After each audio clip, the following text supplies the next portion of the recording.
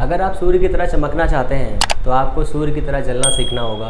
नमस्कार दोस्तों, मैं हूं प्रदीप और आप देख रहे हैं आपका अपना यूट्यूब चैनल फ्यूचर गोल्स। एक कदम सफलता की ओर जो आपको ले जाएगा आपकी मंजिल की ओर। जैसा कि मैंने आपसे वादा किया था वो वादा मैं पूरा कर रहा हूं। धीमे धीमे करके मैं 25 दिन के अंदर आपको केमिस्ट्री की सारी क्लासेस प्रोवाइड करा दूंगा इसी चैनल पर। ठीक है, मैं अपने हिसाब से सारे यूनिट ख़त्म कर दूंगा। आज मैंने उसी का पहला यूनिट लिया है, उसके 2 टॉपिक्स मैं आज आपको क्लियर कर दूंगा।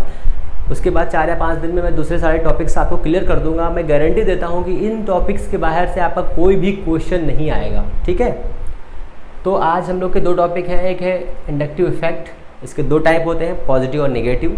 पॉजिटिव में क्या होता है, नेगेटिव में क्या होता है, ये समझ लीजिए। देखिए यहाँ पर दिया है नेगेटिव इफेक्ट में फंक्शनल ग्रुप ये दिए हुए हैं सारे के सारे। ठीक है, कैसे क्या करना है पहले एक एग्जांपल समझ लीजिए।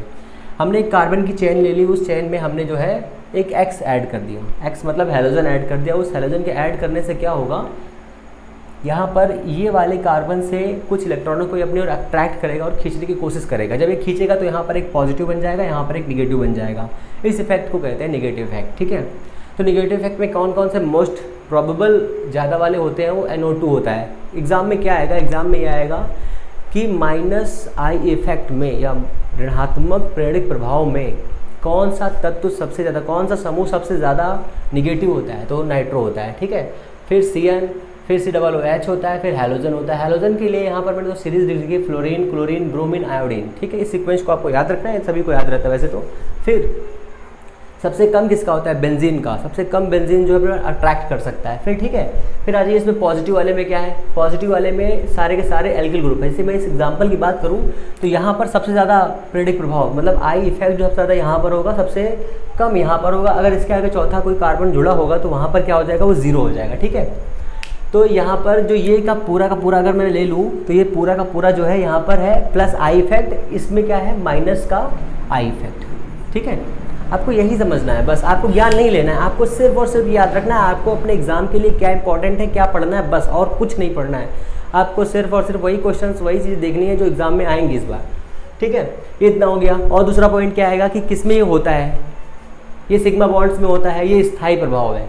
ये 2 क्वेश्चंस। एक तीसरा क्वेश्चन ये कि सबसे ज़्यादा किस में, सबसे कम किस में होता है। बेंजीन में सबसे कम होता है और नाइट्रो में सबसे ज़्यादा माइनस का इफेक्ट होता है। ठीक है, उसी प्रकार नंबर 3 डिग्री वाले में जो होता है एल्किल समूह के I+ इफेक्ट मैक्सिमम होता है, CH3 में मिनिमम होता है। कि ये क्वेश्चन आ सकता है। बस इस टॉपिक से सिर्फ ये 2-3 क्वेश्चन आ सकते हैं कि प्रेरक प्रभाव में कौन सा प्रभाव है, स्थायी है अस्थायी है। तो स्थायी है, किसमें ज़्यादा होता है, नाइट्रो में ज़्यादा होता है। किसमें होता है कम, बेंजीन में कम होता है। फिर प्लस वाले में किसमें ज़्यादा होता है, CH3 में होता है। ठीक है, फिर यहाँ पर CH3 एल्किल में होता है। ठीक है, यही क्वेश्चंस आ सकते हैं और कोई क्वेश्चन नहीं आ सकता है। एक क्वेश्चन ये है कि किस बंध में पाया जाता है, सिग्मा बंध में पाया जाता है। ठीक है, फिर यहाँ आ जाइए इलेक्ट्रोमैग्नेटिक प्रभाव में। इलेक्ट्रोमैग्नेटिक इफेक्ट 2 टाइप का होता है, एक पॉजिटिव होता है, एक निगेटिव होता है। ओके, पॉजिटिव वाले में क्या होता है, पाई बॉन्ड्स टूट जाते हैं। डबल बॉन्ड और ट्रिपल बॉन्ड में पाया जाता है। ये पूछेगा एग्जाम में, ये पूछेगा कि कैसे क्या एडिशनल रिएक्शंस होती हैं या सब्ट्रैक्शन रिएक्शंस होती है, कौन सी रिएक्शन एडिशनल रिएक्शंस होती हैं इसमें देख लीजिए।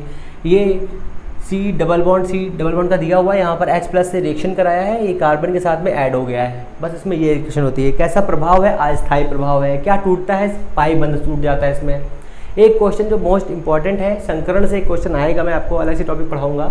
बट आप ये भी देखिए कि C+ पर sp2 संकरण है, सिर्फ C पर sp3 संकरण। आपको ये याद रखना है कोई भी पार्टिकल या कोई भी परमाणु जिस पर पॉजिटिव या निगेटिव लगा होगा उसका संकरण ऊपर नीचे हो जाता है, ये आपको याद रखना है। वैसे ही C+ पर sp2 और इस पर sp3 होता है। ठीक है, और निगेटिव वाले में ये पॉजिटिव का हो गया, इसमें भी ऐसा ही होता है। देखिए यहाँ पर माइनस लगा हुआ है, यहाँ पर माइनस लगा है, सिंपल है, कुछ नहीं करना है। सेम साइनाइड का दिया है, एडिशनल इक्वेशन ये भी देखिए एडिशनल हो गया, काम खत्म इसका। क्या होता है, ये अस्थायी होता है, यह अस्थायी होता है। कौन से बॉन्ड से पाया जाता है, पाई बॉन्ड से पाया जाता है। दोनों का कंपेरिजन समझ लीजिए एक बार।